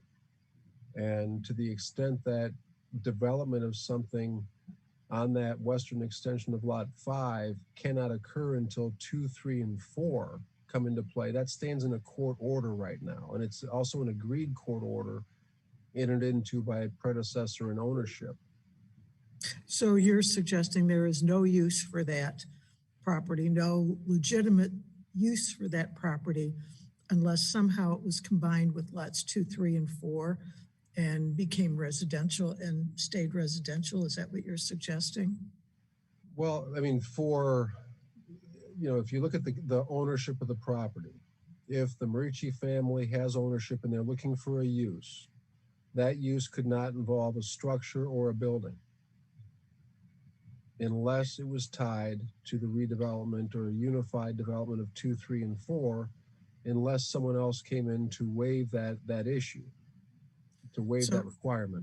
So your answer would be that it is correct. There is no use for that property until and unless it becomes joined with lots 2 and 3 and 4. Is that correct? That is what you're saying.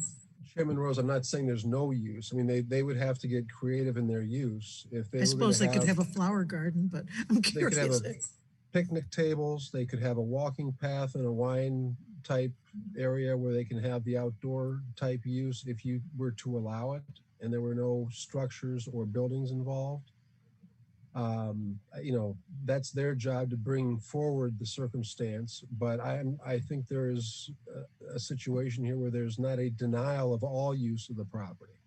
So they could use it, you're suggesting, for their business purposes. They could have tables out there. They could serve food out there. That's what you're suggesting. They could do all of that. What they can't do is build something on it. Is that what you're suggesting? They would have to get pretty creative with it, but that is something they would have to look at. It's currently zoned residential. So it could be an outdoor beer garden. Is that what you would suggest? That would be one of those uses? You're looking at residential land. But I'm wondering what you're suggesting could be put on it.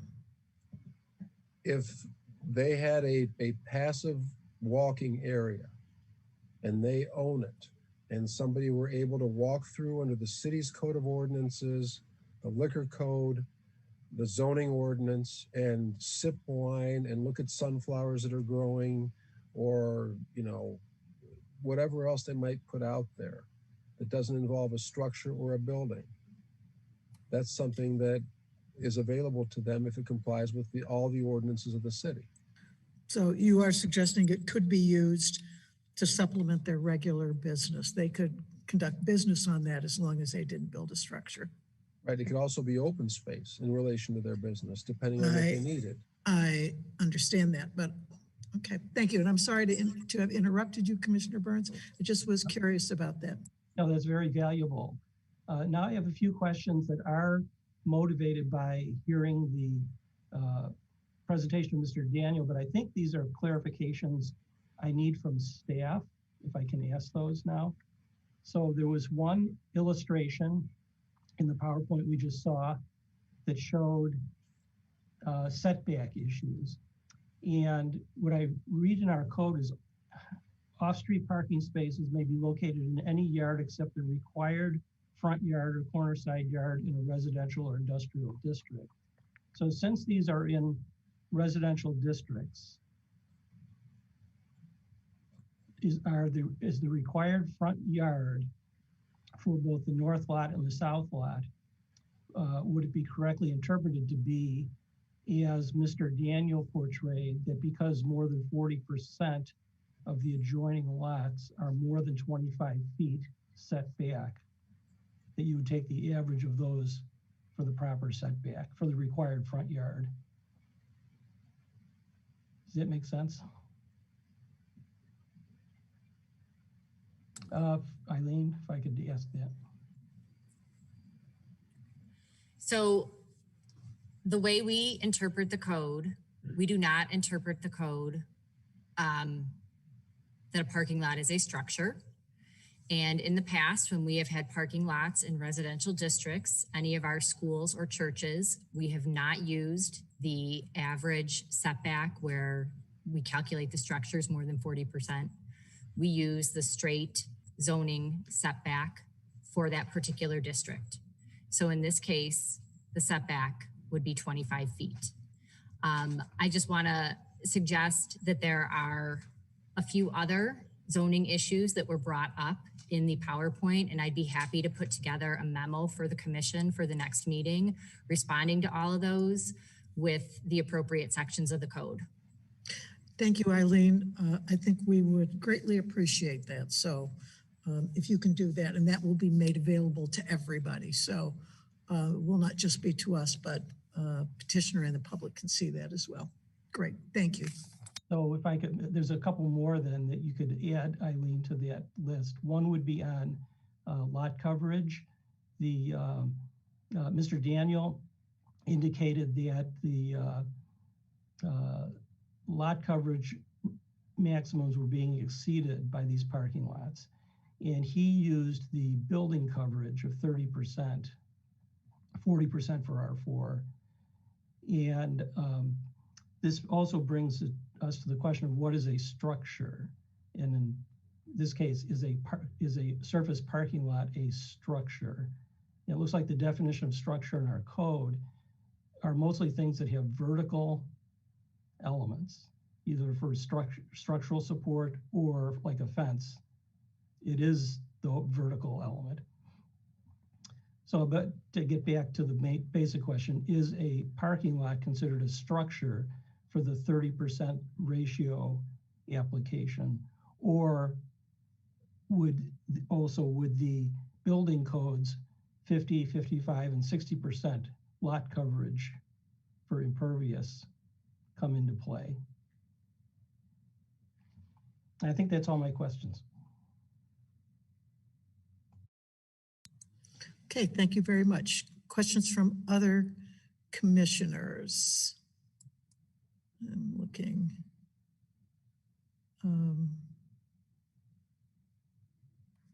I have a couple. I want to go back to the slide that is, and I'm sorry, I didn't number them, so we'll look for a slide here.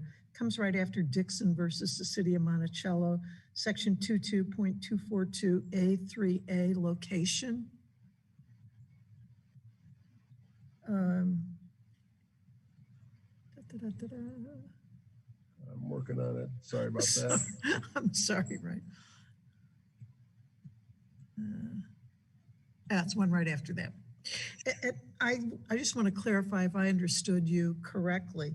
If you were saying that the current south parking lot in and of itself is illegal, is that what you're saying? Because I guess it goes back to, are you saying that that is an illegal use at this point? Their current parking lot?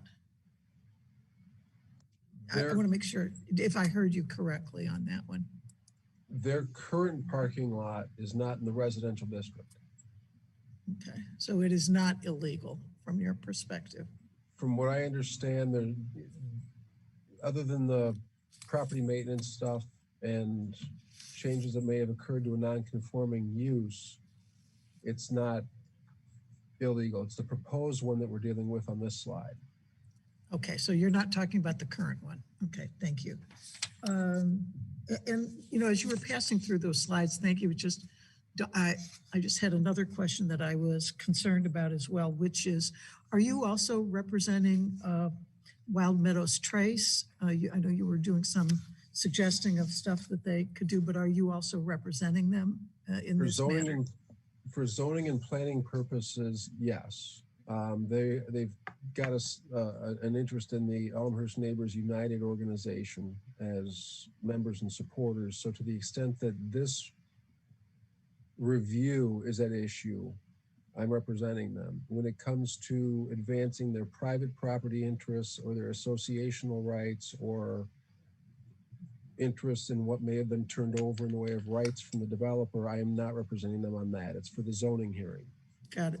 Yeah, so I guess I would ask, are you representing the association or individual members or both? Yeah, it's the organization, which includes individual members. So the organization being ENU, not the association. So not Wild Meadows Trace Homeowners Association. You're not, correct. You are not representing them. What you are, there are some particular residents, owners there who are part of Elmhurst United, Neighbors United, and that's what you represent. That's correct. Great. I just wanted to get. Sorry about that. But yes, no, that's okay.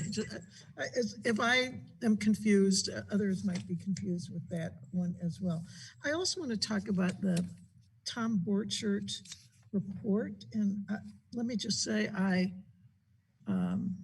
absolutely agree with you. I worked with Tom Bortchert for many, many years, and a finer city manager you will go a long ways to find. Very well respected in the community. So I understand that actually, I was on the city council when this was done. So I'm pretty familiar with this in particular. So you make some speculation that nothing has changed since 2006. There's been no change. And so since nothing has changed, there's no need. In 2006, Tom Bortchert and it's actually Tom Bortchert and his group are the ones who did this study, that when there was no need for any parking there at that time in 2006, nothing has changed, you said several times, so there's no need for any additional parking now. I want to ask you, when you say nothing has changed, what you mean by that? Are you saying that nothing has changed by Roberto's, or nothing has changed because you took note of there's a new restaurant coming in? Actually, Silverado has increased their business, actually increased quite a bit before the pandemic hit. There have been some significant changes along Spring Road. So I just want to clarify, were you talking nothing had changed for Roberto's, or nothing has changed along Spring Road? There's been a lot of changes there, so I'm just curious Yeah, what you mean by that. Chairman Rose, what I was saying was that nothing has changed that would implicate the requirement for parking that has been raised as a justification for this approval. In particular, parking after 7 p.m. There were always recreational uses of the railroad right-of-way, the park in the gazebo area. That was always a place where people would gather. You've got the new use across the street from Roberto's to the west. That was a bar previously. Now it's a newer and better location. Silverado's, its footprint is essentially the same. Their business model has been consistent and it's improved, but it wouldn't implicate parking. When you look south down towards Villette, you've got some obvious changes, in part thanks to the Marici family, but where you've got Spring Inn, you've got parking north of that serves that use. So what I'm saying is that nothing has changed that would implicate parking demand. So it's not like it's a static area. This is an area that has seen improvement. I'm not suggesting that it's static. I'm suggesting that there hasn't been a change that would implicate the parking demand or change that in the area or add urgency to that since 2006. Okay, all right. And I guess one of my last questions is, are you aware of any plans the city has to purchase any part of this property? I know you and the neighbors, and gosh, everybody loves green space. Trust me, it's a pretty mechanized, mechanical world out there, and people value green space. Are you aware of any effort by the city? You were talking about people could sit around there and view stuff, but are you aware of any planning or effort by the city to purchase that property, to do that with it, or that's just a suggestion? Well, that was a suggestion in relation to your question about the denial of use and whether Roberto's could use that property for any use or would it be a taking. I'm not aware of any particular plan of the city to purchase that land for detention or park purposes or what have you. As far as the park district is concerned, I have no awareness of that. For this hearing, I've seen it raised, but that would be speculation until it's approved. Yeah, I was aware of that. It's so interesting because you mentioned people could walk across it. Elmhurst, unlike actually the UK, has got laws that say you can wander across somebody's land wherever, as long as you don't disturb the cows, you can wander across somebody's land. I don't know that we allow that here in Elmhurst. It's actually, I don't think we can do that. So I'm not aware of any plans to change that law right now, but I'm just curious. Usually you'd work with the Marici family before you walk across their land. Yeah, usually, if you want to walk across my backyard, I'm always appreciative if you come and ask me if that's what you want to do. So, all right, let me ask other commissioners have any questions. I'm gonna do a little survey here to see. Commissioner Pittman. Thank you, Chair Rose. I just had a quick question. Mr. Daniels, you had mentioned during your presentation, and I heard a number of neighbors bring it up as well, that there was construction debris in the mounded area on Lot 5. Is this hearsay? Do we know for sure that there's construction debris? Could it potentially be just dirt spoils from when that site was developed? I guess I wanted to see if you knew for certain what was under there. I personally lack knowledge on that. I think Mr. Dungan and others, Otis has mentioned that. I think others have mentioned that. I think the potters from the landscape and garden company that was there previously were buried in there, and that is based on reports that have run from one owner to the next or one generation to the next. But I don't have direct knowledge of that. You'd have to rely on the neighbors for that and rely on the city's awareness of that. Whether they're boring or core samples or anything like that, I'm not aware of what's gone on. There's been a discussion about testing it, but that's not really part of what we're dealing with necessarily here. Okay, thank you. And Eileen, we're not aware of any phase one environmental reports that have been conducted on that site. I am not. Okay, thank you. Okay, let me continue to ask if any other commissioner has questions about the presentation that they want to ask Mr. Daniel. Commissioner Garland. Thanks, Chair Rose. Maybe this is to add to Eileen's list of her summary that she will put together, and I appreciate you doing that. But Mr. Daniel, on slide 77, indicated that there were no other uses of a similar type anywhere in Elmhurst. And I guess I'm looking for confirmation that that's indeed the case. And if it's not the case, are there learnings from what was done if there was an instance of this type of use elsewhere in Elmhurst? Not looking for an answer, but adding it to the list, I guess. And I think, Commissioner Garland, I recognize the schools and the churches, generally public or community uses, but not private commercial lots for restaurants and bars that are going to be active until 1 in the morning. In essence, you've got that situation here. I don't think there's a spot in Elmhurst like it. Okay, thank you. Thank you, great question.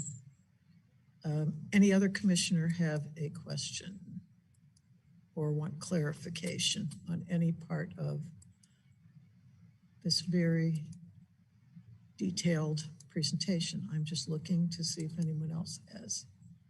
Okay. I don't see anyone at this point. Thank you, Mr. Dan. Who is it? I'm sorry, it's Mark Hoffman. Oh, Mark, I'm sorry. Commissioner, thank you. Commissioner Hoffman, I'm sorry, Sure. I did not see your hand up. Not a problem. Just a point of clarification. This was brought up earlier. If there are specific questions related to Mr. Buss's testimony, as well as letter to Kent Johnson, should those be compiled and then sent to city staff to be then sent on to Mr. Buss? I think that would be a great idea. So if you have any, in fact, Mr. Daniels, Mr. Daniel suggested that, so that if any commissioner does have questions about testimony that was given and wants to clarify any of that with city staff, I would suggest that those be done in writing and that we will get written responses. And again, let me assure everybody that those written responses are going to be shared with everybody. We are committed to a transparent process. So we will get information, but that information will certainly be shared with the public, be shared with the petitioner. Everyone will get the advantage of those responses. So any commissioner, please, if you have a question about that and want to ask city staff about that, please do not hesitate to send that. So, great. Thank you. Okay. Mr. Daniel, is a very detailed presentation. I want to thank you for that. Before we— Thank you again for your time. Oh, sure. Before we move on, I want to make sure that if there's anyone else who has since joined this meeting, any member of the community who would like to give public testimony, or anyone in the public comment room, I'll ask Mike Kopp to please advise us if there is anyone in that public comment room who wants to give testimony at this point. Maybe that's the first place I'll go. Mike, is there anyone there who would like to give public testimony now? No, there is not. Okay. Let me ask if there's anyone on this Zoom meeting at this point who would also want to give public testimony who has not done so before. I'm going to look through. If there is, just kind of raise your hand and let me know. I'm not seeing anyone. Okay, that's great. Our usual procedure then at this point is to return this now to the petitioner to the applicant. So a number of issues has been raised, and if the applicant, I'm going to suggest they have the option of responding verbally if they wish to right now, or they can decide that what they want to do is with many of the issues that were raised here, that they can give a written response to that. And again, same way, this is all, we really are committed to a transparent process. So anything that the petitioner wishes to add, if they want to add it in writing, that will be shared with everyone. That will be up on board docs. Everyone gets a chance to see it. But the petitioner really, now the applicant rather, has an opportunity to respond to some of those. So I will turn it over to the applicant room and ask them what their pleasure is at this point.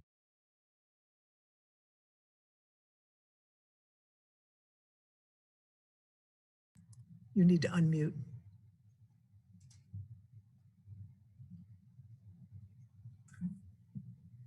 Yes. Thank you. Okay, great. Thank you, Madam Chairman. I think the most efficient way for us to respond, we have dozens, if not many dozens, of questions from the previous hearing. We'd like to respond to those in writing, and then we will respond to Mark's testimony in writing as well. We would like to get a copy of whatever staff report is put together before we publish our response to that material. There were a couple of exhibits that Mark added this evening to the slideshow presentation. They are not in the board documents. We want to make sure that we get a photocopy of each of the documents that were added today. We'd like to make sure that the staff has a screenshot of those documents, and we want to get copies of those. Other than that, I think our most efficient way would be to respond in writing and then come back. We can then have questions with respect to our responses, and then we can do a closing. Absolutely. I think that makes sense for several reasons. This is a very complicated case. There's lots of moving parts in this case. And I think it's really important that everybody gets the benefit to see, everybody gets heard. That's absolutely critical. And everyone gets the benefit of having and being able to digest what people have put out there. And I think that's just critical. So I would respect your choice at this point to respond in writing. I think that's fine with me to do that. So that being said, Eileen, we will, what we will have to do then again is continue the public hearing so that these responses, everyone gets a chance to look at them, and we can move forward from that point. That is the way I think that's the best way to proceed. I'm going to ask City Attorney and Eileen Franz for their thoughts on this, that's what we would do at this point is continue the public hearing to a date certain and move through that. Yes, I believe that's appropriate, Chair Rose. Okay, thank you. That's the City Attorney. Eileen, do you have a date certain by which we can then do that? I do. I would recommend April 20th. Okay, April 20th it is. And this is for everybody who may be listening on YouTube, everyone who is here. We have a nice crowd here tonight. We have 38 folks participating in this Zoom, so that what that means is all of this information, new information, will be then posted on board docs. Everyone has a chance to read that. The staff report will be up there. Everyone will have a chance to look at that. And we'll get all voices heard, and we will move forward from that to make sure that we make the best decision possible for the people of Elmhurst. So I appreciate everybody's participation tonight. The more people that participate in this, get their voices heard, the better decisions everyone will make on this. So I want to thank everybody for coming in and listening to all of this. I'll thank Mr. Daniel for his very detailed presentation. We appreciate that. And I thank the applicant, I'm sure that they will have a fairly detailed response to that. So that being said, we will move to continue this public hearing until April 20th. Chair Rose, this is Mike Kopp. Can I add one comment to the record I'd like to add? Yes, When you asked if there's any other public comment, we did check the planning info email and Eileen's voicemail. There were no emails or voicemails. Okay. So correction, there was one email that I opened from the Eisenmongers, and I will post that this morning. You probably couldn't see it because I already opened it. Yeah, and they are here currently.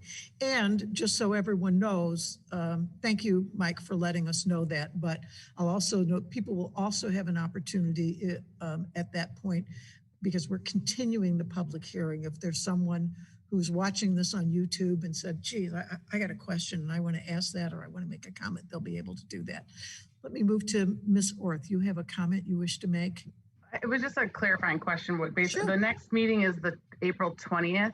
That's but correct. when will the report by the city and the responses by the applicant be posted to read? Like, will we have time to read them before the meeting on the 20th, or they'll really, that's the deadline and it'll get posted then? And No, these are going to be complicated documents. I don't have an answer, but I'll ask. First, let me ask city staff their plan for that. So I don't have an exact date when they'll be available, but they'll definitely be ready before the 20th. Typically, the information for these meetings is posted. The agendas are posted the Friday before, and any staff reports that day. It's possible, though, in this case, that it will be even sooner.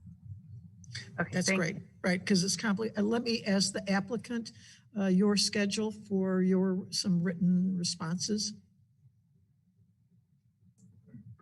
There you go. Chairman, if we get the staff report in time, we will make sure that we publish our report to the city so they can post it on board documents the Friday before. Excellent. We really appreciate that, because I got to tell you, it's a lot of material, and it's really important to understand it and to read it, and everybody needs to be educated on this. So that's great. I appreciate your moving along those lines. So I'm going to look and see anyone else, any other comments? Okay. Seeing none, we are going to continue with this, and our next item of business is any other business. Let me ask Eileen Franz, is there other business for us to consider? No, we will, other than on, just a reminder, our next meeting will not be April 6th due to the election. It will be April 7th, and we do have a few cases scheduled for that evening. And then this case for Roberto's will be April 20th. So that's what our April schedule looks like right now. And we're working on May. Nothing is finalized yet, but we're expecting some cases for the first meeting in May. Okay, thank you. And to those who might be frustrated that this is an exceedingly ponderous process, I just want to say that that is how this goes. This is generally, these are not really quick processes. It takes a while. It's a big case. It's affects a lot of people. There's a lot of interest. So these things don't get decided quickly. I just would beg your indulgence to understand that the timeline on this appears ponderous, but I tend to look at it another way and say it's thoughtful, and it takes time to give thought to this. We've been asked to think about a number of things and look at a number of things. So we're not just spinning our wheels, we're really trying to do due diligence and do the best we can for the residents of Elmhurst. So I beg your indulgence to stick with us on the process while we're going. So, okay, seeing there's no other business, I'm going to ask for a motion to adjourn, a motion and a second to adjourn. Commissioner Callaway moves and Commissioner Pittman seconds. I will ask Eileen to please call the roll to vote. Commissioner Callaway. Yes. Commissioner Pittman. Yes. Commissioner Burns. Yes. Commissioner Garland. Yes. Commissioner Hoffman, Yes. Commissioner McCoy, Yes. Commissioner Snyder, Yes. Chair Rose. Yes, we are adjourned.